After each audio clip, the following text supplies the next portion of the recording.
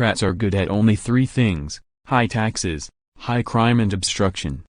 Trump doubles down on blaming Dems for forced separation of immigrant families on the border.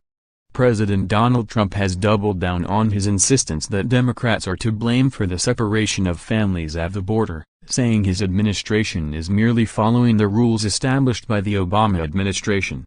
Democrats can fix their forced family breakup at the border by working with Republicans on new legislation, for a change. "This is why we need more Republicans elected in November," Trump tweeted on Saturday. Democrats are good at only three things: high taxes, high crime and obstruction. Sad. He continued. From April 19 to May 31, 995 children were separated from 1,940 adults who tried to enter the U.S. illegally between official border crossings, according to Homeland Security statistics. The separations are a consequence of a Trump administration policy to maximize criminal prosecutions of people caught trying to enter the U.S. illegally. That means more adults are jailed, pending trial, so their children are removed from them. Before the policy, many people who were accused of illegal entry and did not have a criminal record were merely referred for civil deportation proceedings and freed with their children pending a hearing date. There is no law mandating the separation of children and parents at the border, although that is how the Trump administration has interpreted rules that were already in place. Also on Saturday, Trump retweeted his post from Friday blaming Democrats for the separation of children and parents at the border. The Democrats are forcing the breakup of families at the border with their horrible and cruel legislative agenda. Any immigration bill must have full funding for the wall, end catch and release, visa lottery and chain, and go to merit-based immigration. Go for it. Win. Trump said.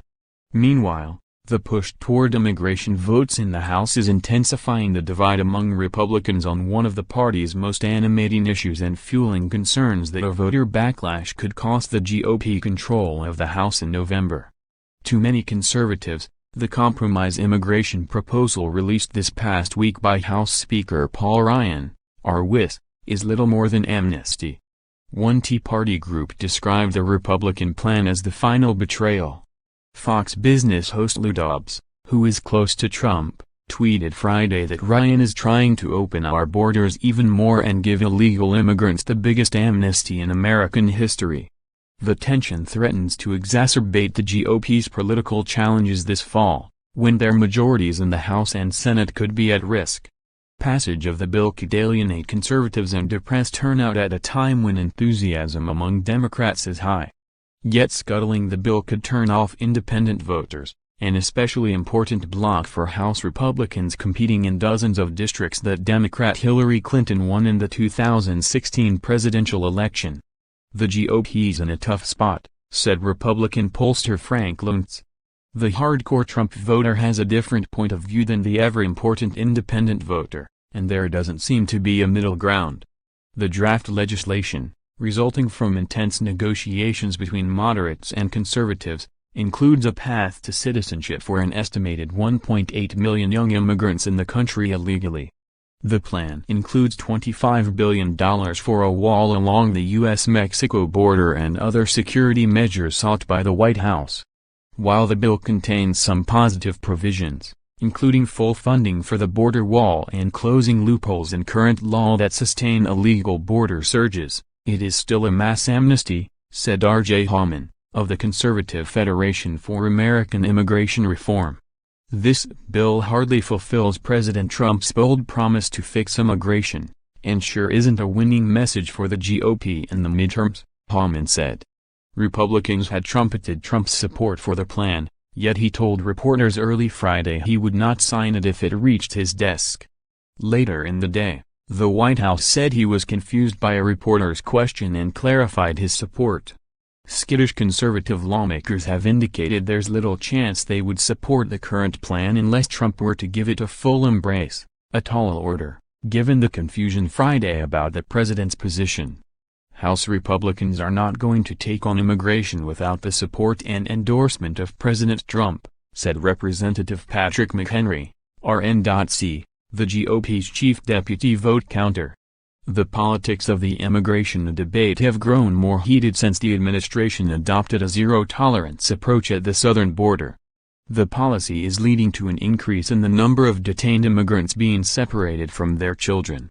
Trump has tried to blame Democrats for his own administration's policy, tweeting Saturday that they can fix their forced family breakup at the border by working with Republicans on new legislation, for a change. Facing a national uproar, House GOP leaders included a provision in the immigration proposal that would require families to be kept together for as long as they are in the custody of the Homeland Security Department. The proposed fix won approval from moderate House Republicans locked in difficult re-election battles, but not from Republican Senate candidates running competitive races in GOP-leaning states. None spoke in support of the bill. "We're studying the proposal," said Arizona Representative Martha McSally, who is viewed as the GOP establishment's favorite in one of the top Senate races. "I try not get swayed by what the emotions are or the pressure. I really try to look at the policy issues." Kelly Ward, one of McSally's main opponents in the Arizona Senate primary on August 28, was more scathing in her assessment. "Compromising on the rule of law to grant amnesty to millions of illegal immigrants is the wrong path to take," she said of the House plan. "Congress should focus on border security and stop talking about amnesty as a solution." In Pennsylvania, Representative Lou Barletta, the Republican nominee against Democratic Senator Bob Casey, took an equally aggressive approach against his own party's immigration plan. "I hate it," he told the Associated Press. "What does it accomplish? It's amnesty." Barletta said he has compassion for the children caught up in the immigration debate.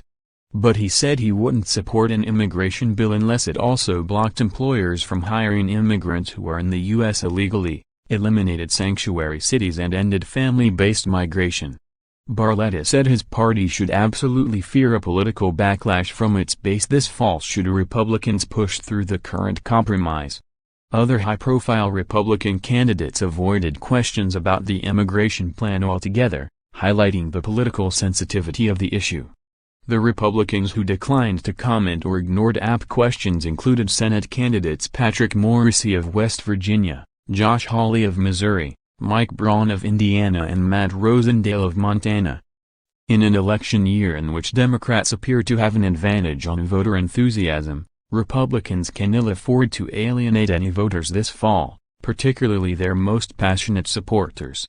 Former White House counselor Steve Bannon lobbied against the compromise in private meetings with House conservatives earlier this past week. He warned that Republicans will lose the House and Trump will be impeached if the House backs the new measure, according to Iowa Representative Steve King, an immigration hardliner who was in attendance.